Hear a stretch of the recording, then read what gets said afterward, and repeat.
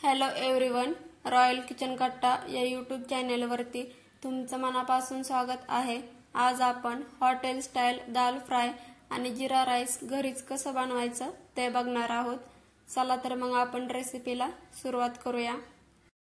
सर्वप्रथम आपण डाळ शिजवून घेणार आहोत। यासाठी इथं मी कुकरमध्ये एक पळी तेल ओतून घेणार आहे। तेल ओतून झालं की आपण यामध्ये डाळ टाकून घ्यायची आहे। इथं मी तूर डाळ ही स्वच्छ धुवून घेतलेली आहे आणि तूर डाळ आपण स्वच्छ धुवूनच घ्यायची आहे, कारण डाळ जास्त दिवस टिकण्यासाठी त्यावरती पावडर लावली जाते। आता यामध्ये आपण पाणी ओतून घेऊया। इथं मी 2 ग्लास पाणी ओतून घेतलेलं आहे। यामध्ये तेल ओतून घेण्याचं कारण म्हणजे ज्यावेळेस कुकरच्या शिट्ट्या होतात त्यावेळेस त्यातून पाणी बाहेर येतं। जर आपण त्यामध्ये तेल ओतून घेतलं तर ते शिट्ट्या होत असताना पाणी बाहेर येत नाही, त्यामुळे आपल्याला तेल ओतायचं आहे। इथं मी 1 चमचा हळद टाकून घेतलेली आहे।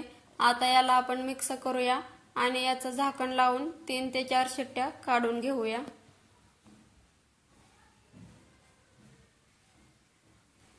डाळ शिजत आहे तोपर्यंत आपण जिरा राईस बनवायला घेऊया। यासाठी इथं मी 1 वाटी बासमती तांदूळ घेतलेला आहे आणि हा तांदूळ मी स्वच्छ धुवून घेतलेला आहे।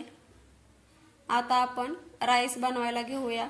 यासाठी इथं मी एका पातेल्यामध्ये 1 ते 1.5 पळी तेल ओतून घेतलेलं आहे। तेल गरम झालं की आपण यामध्ये जिरं टाकून घ्यायचं आहे। इथं मी 1 चमचा जिरं टाकलेलं आहे। जिरं चांगलं भाजलं की आपण यामध्ये तांदूळ टाकून घ्यायचा आहे। जर तुमच्याकडे टाइम असेल तर तुम्ही हा तांदूळ अर्धा तासासाठी भिजवत ठेवू शकता, त्यामुळे भात हा एकदम सुटसुटीत आणि मोकळा असा होतो। याला आपण 1 ते 2 मिनिट असं तेलामध्ये परतून घ्यायचं आहे।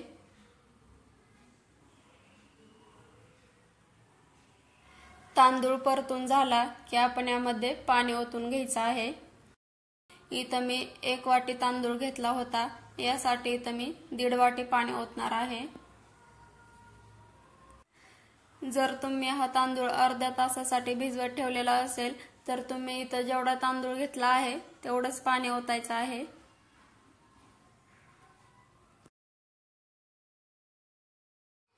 आता आपण यामध्ये चवीनुसार मीठ टाकून घेऊया। तुम्ही जर चॅनलवरती नवीन असाल तर अशाच नवनवीन रेसिपी पाहण्यासाठी व्हिडिओला लाईक, शेअर आणि सबस्क्राइब करायला विसरू नका। यावरती एक झाकण ठेवून आपण हा भात शिजवून घेऊया। भात शिजत आहे तोपर्यंत आपण बघूया डाळ शिजलेली आहे की नाही ते।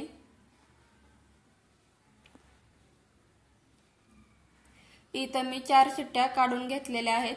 तुम्ही इथं बघू शकता 4 शिट्ट्यामध्ये डाळ मस्त अशी गाळ शिजलेली आहे।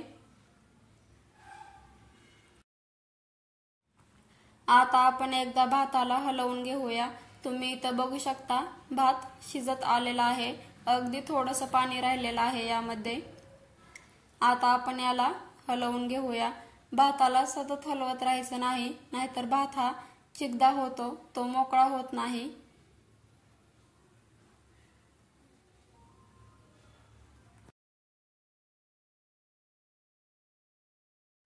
तुम्ही इथं बघू शकता भात हा शिजलेला आहे आणि आपण जेवढं पाणी ओतलेलं होतं ते अगदी मापात होतं, कारण भात हा एकदम सुटसुटीत आणि मोकळा बनलेला आहे। आता आपण दाल फ्राय बनवायला घेऊया। यासाठी इथं मी कढईमध्ये 2 पळ्या तेल ओतून घेणार आहे।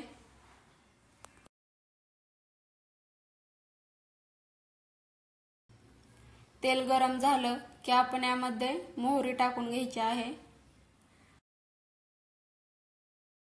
मोहरी चांगली तडतडली की आपण यामध्ये जिरे टाकायचं आहे।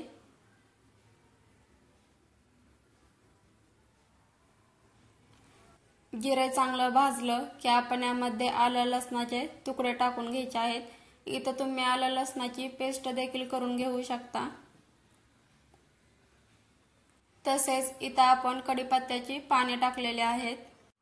हे सगळं चांगलं परतून झालं की आपण यामध्ये बारीक चिरून घेतलेला कांदा टाकायचा आहे आणि कांदा हा हलका गुलाबी रंग येईपर्यंत आपण भाजून घ्यायचा आहे।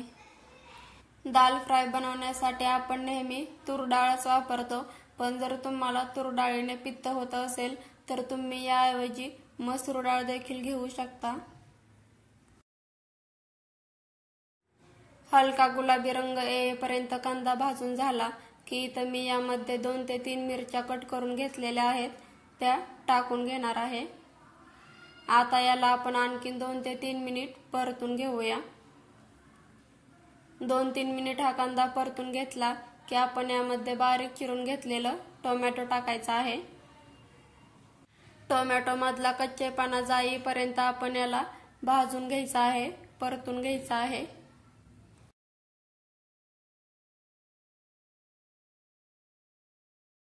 इथं मी टोमॅटो हा चांगला भाजून घेतलेला आहे। आता यामध्ये आपण मिरची पावडर टाकून घेऊया। इथं मी 1.5 चमचे मिरची पावडर टाकलेली आहे।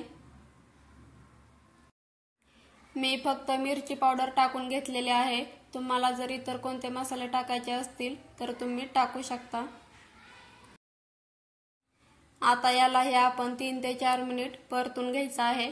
3 ते 4 मिनिट परतून झालं की आपण यामध्ये मीठ टाकून घेणार आहोत। इथं मी 1 चमचा मीठ टाकून घेतलेला आहे। आता हे मीठ यामध्ये मिक्स होईपर्यंत आपण फक्त परतून घ्यायचं आहे। तुम्ही इथं बघू शकता टोमॅटो आणि कांदा चांगला परतून घेतलेला आहे। आता आपण यामध्ये डाळ टाकून घेऊया।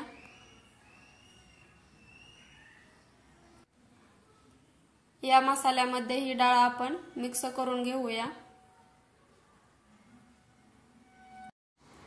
जर तुम्हाला वाटलं डाळ खूप घट्ट आहे तर तुम्ही यामध्ये पाणी ओतून घेऊ शकता। इथं मी अगदी थोडंसं पाणी ओतून घेणार आहे।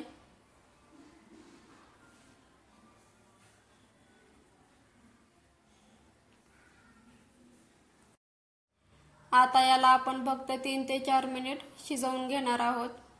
तुम्हाला जर हवं असेल तर तुम्ही यावरती तडका देखील टाकून घेऊ शकता। तुम्ही इथं बघू शकता आपली दाल फ्राय तयार आहे। आता आपण दाल फ्राय आणि जीरा राईस खाण्यासाठी घेऊया। तुम्ही इथं बघू शकता जीरा राईस हा किती सुटसुटीत आणि मोकळा झालेला आहे।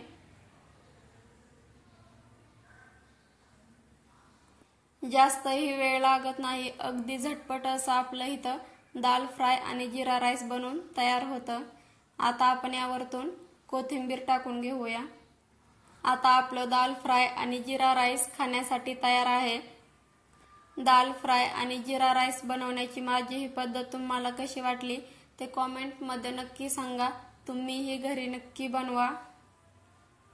तुम्ही इथं बघू शकता एकदम हॉटेल स्टाईल जीरा राईस आणि दाल फ्राय आपलं झालेला आहे। चला तर मग भेटूया अशाच एखाद्या मस्त रेसिपी सोबत।